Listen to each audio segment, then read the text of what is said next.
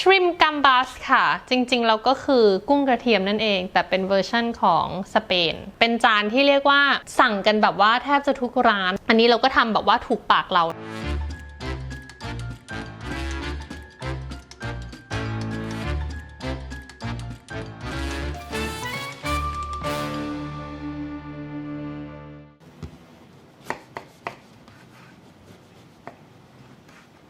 อันดับแรกเลยก็คือบาเกตคนไทยเราไม่ได้ชอบบาเกตแบบเย็นๆชืดๆแข็งๆก็เลยเอาไปปิ้งนิดนึงค่ะก่อนปิ้งก็ทาน้ำมันมะกอก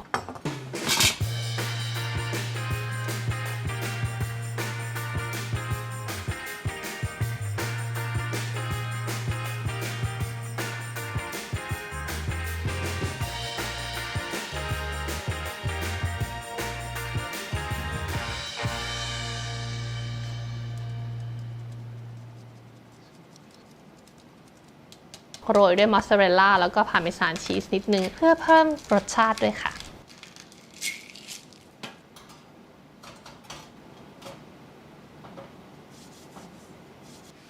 หมักกุ้งนะคะ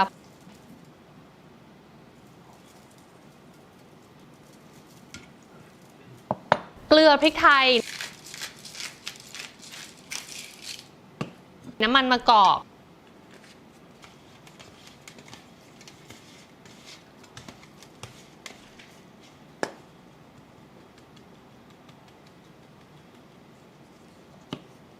ปาปริก้าชิลลี่พาวเดอร์แล้วก็ออริกาโน3อย่างนี้มันสามารถดึงรสชาติของกุ้งออกมาได้ดีที่สุด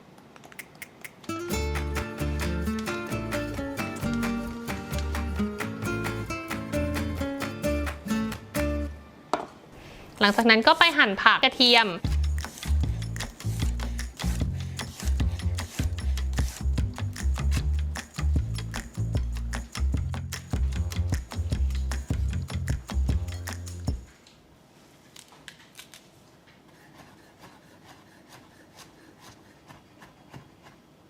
พาสลีย์แล้วก็ขูดผิวมะนาวนิดนึงค่ะ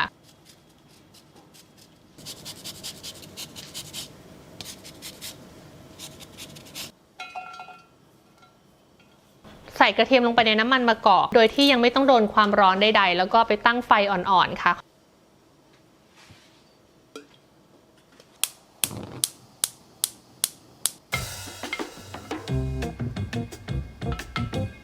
ค่อยๆให้น้ำมันมันค่อยๆอุ่นขึ้นมาค่อยๆดึงกลิ่นรสจากตัวกระเทียมออกมา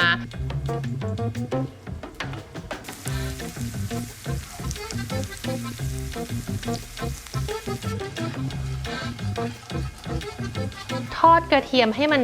เหลืองทองสวยงามแล้วก็ใส่พริกลงไปนิดนึงค่ะ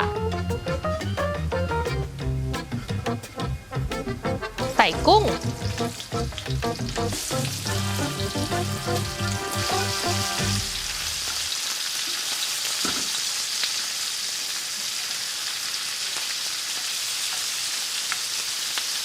ทอดกุ้งจนสวยงามดีพอกุ้งใกล้จะสุกก็ใส่มะเขือเทศใส่ผิวมะนาวนิดนึงเพื่อความสดชื่น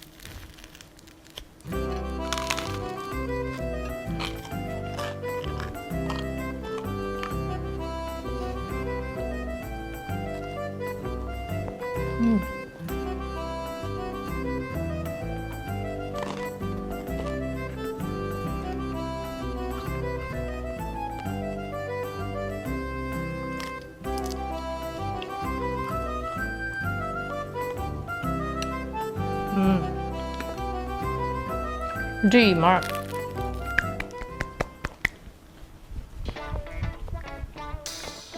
สมน้ำหน้าที่ปั้นไม่อยู่ อดกินเลย